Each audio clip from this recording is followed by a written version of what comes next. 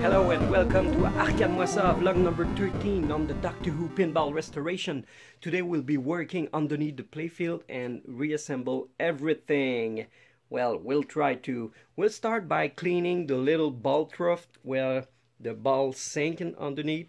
It's very important to always clean every part that where the balls rolls underneath, because it gathers a lot of dust, and if you don't clean that, even though you have a pristine playfield, the ball will roll underneath, pick the dirt and bring it on the top. So let's see what give once it's clean. The piece have now been clean, polished, shine, and it looks a lot better. So just tell yourself that this is the process I will go for every other part. So I won't be filming all of them, but you get the idea. I started to put some stuff here and there, but on second thoughts, I think it's the best that I put back the playfield on the rotisserie. I was trying to do as much work as possible on the table for more stability and for ease of working, but now there's a few things that protrude that I cannot put until the playfield is on the rotisserie, such as this bracket of metal. I cannot put the slingshot. I cannot fully install the coil as long as the wiring is there. So yeah, and also I just wanted to show you that I put some adhesive protective felt tape on each side, so it's going to protect the playfield and prevent any possible scratches. Things are going pretty well right now. I take a lot of time to make sure that every strip of wires also have a little zip tie. Everything is clean. I use of course the golden screw to hold on the GI and the silver one for everything else. So this section is done. It was pretty difficult, especially for the bracket here, because there's two holes here that are threaded for screws, and a lot of the clear coat got into the hole, and I had to clean them both sides. So I think for if you do a job of clear coat for those kinds of socket, one should put screws inside of them before putting clear coat, so it will prevent the clear coat getting inside the holes. This side also is going pretty well, so I could say that the upper part is done, except for the mini playfield, of course. I will soon be tackling the flipper rebuild. I love doing flipper rebuild. That's a zen moment for me. So all this section is still loose, but most of the connectors are put into the PCBs, and on the wires are put into the bracket. So just wanted to give you a small overhead of what's going on right now. So I have left kind of this section is left to be done. This one is done, and it looks pretty good. I love it. Okay. I was about to do the flipper rebuild kit and wanted to share some stuff with you. These are the rebuild kit I have for the 3 flippers, and I don't know where they're coming from, but they're pretty light kit. I mean, it's missing many parts that I think are kind of important. Usually in flipper rebuild kit, you will have the core stop, you will have the plunger with the shaft link, the spring, of course the end of stroke switch, a new sleeve, but most of the time you're supposed to have, okay, it's not that important to change it unless it's broken, but you will have the little bumper cap here. This is the old one, so I will keep the whole one, but you will also have the nylon shaft like this, the T nylon shaft, and it's missing, and I will have to use the old one, so it's a bit more job than expected, because I will clean it thoroughly to make it brand new. And it's also missing the screws to hold the cord stop in place, and that's cheap.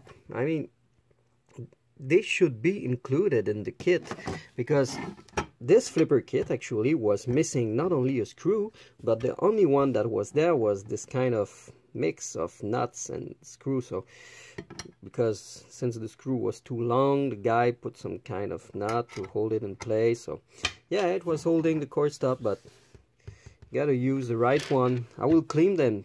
Those are spare parts that I had in stock, so I will clean this and of course clean all the assembly. It's pretty clean, but I want to make this one shine a little bit more. So yeah, it's a weird surprise to have such a kit right now. Once I've been done cleaning the old nylon shaft, I realized it was cracked for the top to the base. You can see that here inside, so I'm not gonna use that.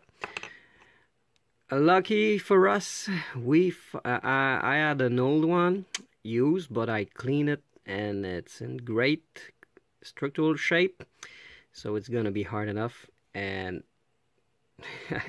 once again, this flipper kit needs to be revised because it's missing an important piece. I'm almost done doing the rebuild of the hopper flipper. I'm not gonna put the flipper yet, and also I'm not gonna be soldering the wires to the new end of stroke yet, so it means that I'm not actually gonna screw that one down yet. So I'm gonna do all the soldering in one batch. Like there's a wire here that I want to address. I will be doing the soldering of the end of stroke when all two others will be done too, and when it will be done, I will screw down every assembly. I just wanted to show you that like this slingshot is now in incredibly great working condition. So this is clean. I'm all pretty much done in this area, and I've just been doing some work on the vertical up kicker, the VOC, and this is brand new. Look at that, it's shiny, isn't it? It did a lot of good. It was missing the little piece of rubber here. It dried out and fell. I had another one in spare, so I cleaned it, put it, and you know, it's kind of dampening the sound. I just wanted to show you this piece of stand-up target. It's pretty unusual. This is the first time I'm seeing one like that.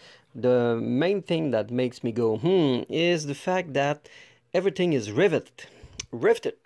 So I cannot disassemble each target and clean the contact, and I cannot align that one too. I wanted to address like, hey man, you didn't align the left one. Well, I can't. It's rivet. That way, it must have moved through the years, but even if I try to move it first, by doing so, I may actually cut my finger. But I can't put it straight back, and so I'm gonna have to leave it that way and slide it here like a cartridge in the Atari 2600. Think about that. So yeah, and I had to remove this PCB in order to be able to put that in place. So what's left for me to do now is the lower bottom part, the boat flippers, the slingshot, the eject ball, and we're pretty much done. So what's left to do right now is actually to do the rebuild kit for both these flippers and do the little thing like soldering the end of stroke on this one, installing the ball kicker and the outer plunger on the top of the Playfield. Otherwise, everything else is done. I'm very happy how it turned out. It looks pretty good. I love having all the wires kind of tidy up. And on the next vlog, I'll be working on that missing piece right here, the mini Playfield.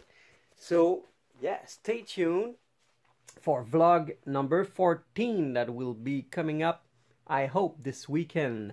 So like, share, comment, subscribe, and click the little bell that will give you notification every time I put a video online. Stay tuned. Bye.